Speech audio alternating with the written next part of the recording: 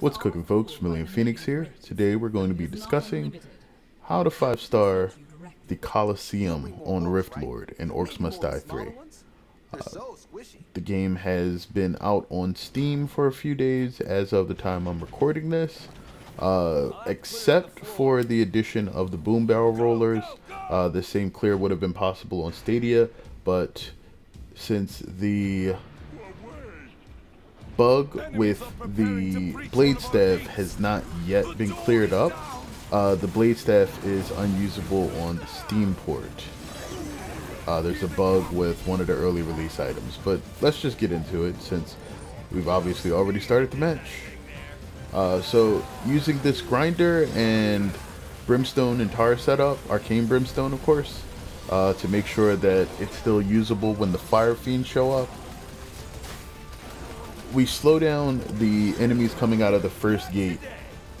Now, you'll notice that I'm using the Staff of Domination. This requires that you have already completed the campaign on either Apprentice or Rift Lord, so that the additional heroes and their starting weapons are available. The Staff of Domination belonging to Gabriella, or the Sorceress, whatever you would like to prefer to call it. But this gives us rapid fire arcane attacks, which deal more damage to enemies that are physically resistant, specifically armored enemies, and it has no sort of recoil or bloom on the shots, which means that once we line it up for headshots, we can score a lot of headshots really fast. Because of that, it kind of makes it one of the best weapons in the game. A lot of people like the power of the Arcane Staff, which is one of the weapons that was added with the Drastic Steps DLC. But I kind of prefer this weapon because it has a lot of versatility, both in being able to charm enemies, to knock them down via its charged mouse 1 attack or charged primary, and also the ability to spam for headshots. You can headshot with the charged ability too. It's just a little bit trickier since it'll explode if it hits anything else first, and it's a little bit less accurate because it's kind of an orb projectile. That said, because you can spam this rapidly, it has a lot fewer holes in its sort of a attack stream, which will, as long as you can aim it properly, because projectiles are really small hitboxes in this game, will give you fewer issues with taking out enemies than the blunderbuss. Now, the blunderbuss is still doable here, but what you'll find is that if you happen to miss any shots, you'll have like a heavy penalty on it. Whereas with this weapon, that's not quite the case, just because missing shots doesn't lose you quite as much damage. And because it doesn't also have the reload animation, that's also beneficial. So even though the blunderbuss is really great in this game, it does have some downsides that may make you want to think about trying out other primary weapons. Regardless of the particular reason, you know, it depends on the situation. What you'll notice is that once this bottom area opens up, on Rift Lord, you have a ton of firelings coming out of here. Firelings and fire lords and fire elementals, all of them will break down into firelings, and the firelings will run towards the nearest barricade they see blocking the path and try to blow it up. Because of that, you want to try to get them to die closer to this wall setup here, so that they will try to destroy the barricades that you're already using to path enemies rather than the ones you're using to defend your rift. Now, I believe 5 barricades is probably the cleanest you can do to prevent enemies from going directly up to your rift, but there's going to be so many firelings here that I'm just going to be placing decoy barricades like crazy. And for the first few waves, with them trying to blow up the safety barricades that prevent them from pathing into our rift, we're going to replace those as often as possible just to replenish the health, since I am not bringing the Trinket upgrade that lets you restore barricade health. Now, you can do that instead, and it'll probably save you some coins so that you can get the traps and things like that built up quicker. But keep in mind that the trap reset trinket is on a cooldown, and the 10% passive, or I'm not sure if it's 10% in this game, but the increased reset speed or cooldown for your traps is also beneficial in making sure that you can clear enemies effectively. So that's your choice. You save a couple of coins and you place more traps, or you place fewer traps and just make sure that you keep your barricades repaired. Whatever strategy works specifically for you is great, but you know, that's ultimately the goal here. Keep your rift safe and make sure that you get these traps up. Now, once you get about a good, like, just full U set up here, you'll notice that much fewer things start getting through. Specifically, mainly just heavy enemies, the mountain trolls, ogres, and armored ogres. You want to try to set up like little patches of damage to make sure that the sappers are killing themselves as soon as possible. Same thing with the firelings. That's the reason why the Brimstone is arcane here. That makes sure that the firelings themselves don't have any immunity to it. And it'll also help with general kobolds. So that's good. Really doesn't have any weaknesses on this stage specifically, I believe. I think there may be 1 or 2 Cyclopses in here, but like they really don't matter. As far as the wall traps go, grinders are really there to help with the firelings and kobolds. Everything else really doesn't benefit that much from the grinder. It's just a source of extra damage. But the smaller enemies will be taken out immediately, and that helps out a lot because there's a lot of fodder in here and not too many heavies. There's enough heavies that you should be wary of them, and that's kind of where the boom barrel roller comes in. Now, you can try to replace the arrow wall with a different trap, but the budget for the defense here is very tight, and I feel like the amount of damage that you get to inflict per arrow wall and the range is extremely good on this level. Like, you could try running it with deep freeze or something else, but I think with the combination of costs and cooldown, grinder and arrow wall is actually just a really good setup here. Not to mention the range of the arrow walls is really good, and the amount of arrows that you get does a great amount of damage to heavy units. So it's just a really good trap to use in this particular situation where economy's tight and the enemies are plentiful and very durable.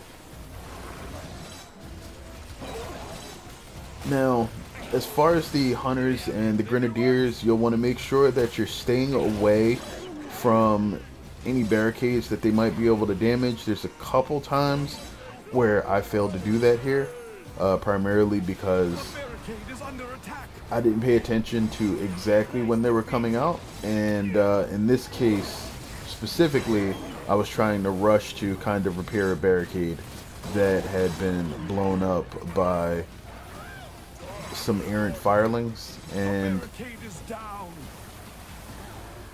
you hate to hear that sound, but you're going to see it a lot here, and I didn't get to repair these barricades quite as soon as I wanted to.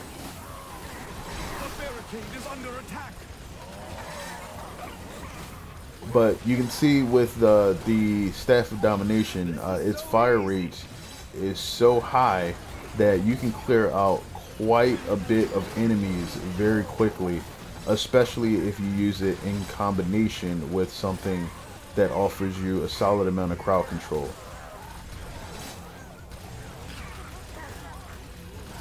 Now, if you don't want to use the boom barrel rollers, you probably will have a little bit of extra wiggle room to put more elemental damage traps into your wall sections.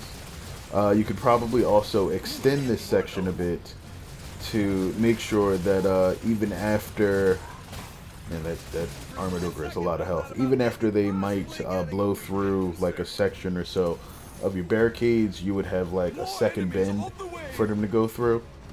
So, you know, feel free to try that out on your own if you would like.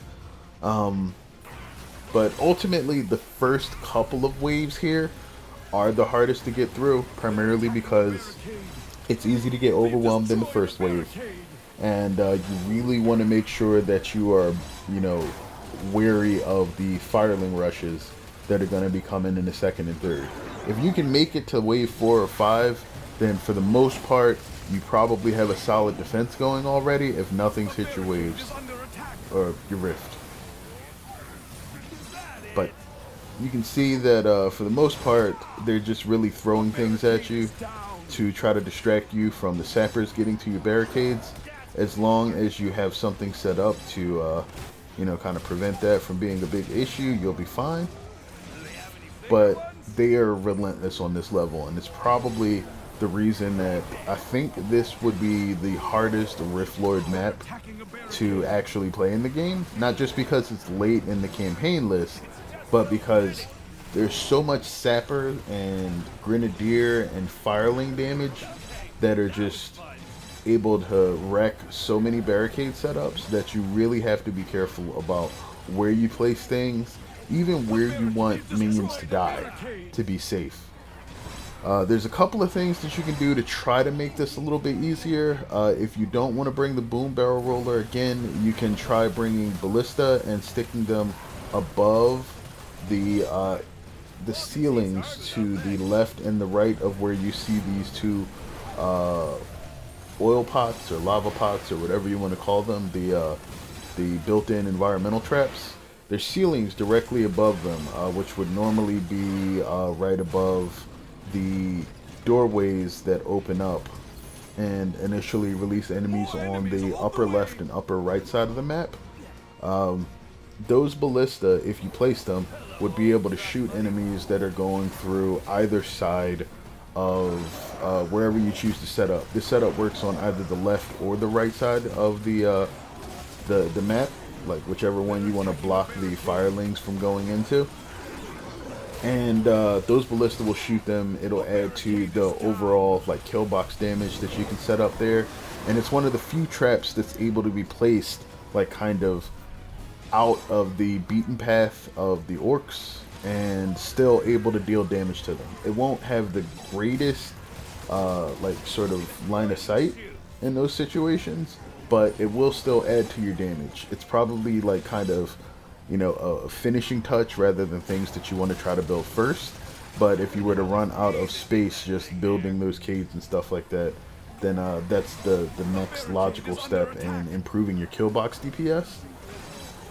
And for campaign, at the very least, I think that's really what you're looking for, unless you're trying to go for combos, in which case, you know, you just need to barely survive and deal as much combinations of trap damage and weapons as you can. But that, for the most part, should cover this. You'll have to be careful, even though you've been dealing with the firelings on the last wave, because they basically just throw everything at you in an attempt to see whether or not your defenses will hold. And because of that, you'll see I covered the stairs.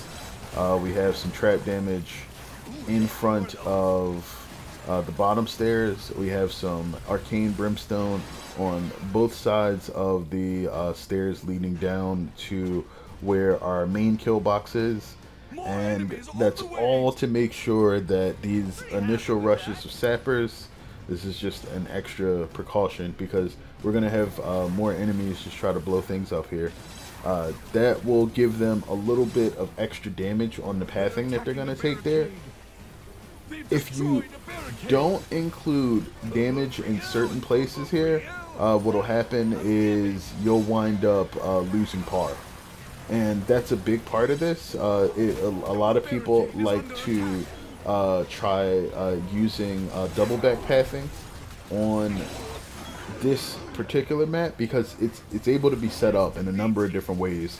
You can block off the stairs and have enemies path to one side and have them turn around, or you can just force them to go all the way to the rear and then pass forward, which gives you more space to set up traps. Which would make sense if you were doing something like Endless, but the par time here is pretty tight. So forcing enemies to path too far will also cause you some issues. So just be aware of that.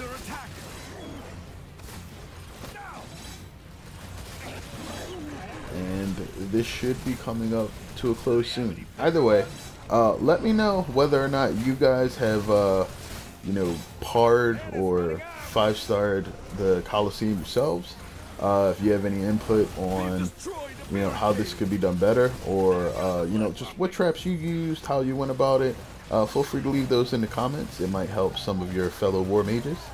And as always, I hope you guys enjoyed this. It's been a blast making videos and stuff for this game, and I will be working on the Drastic Steps campaign and probably talking about traps in the near future, so we can talk more in depth about the traps individually and how they might work together.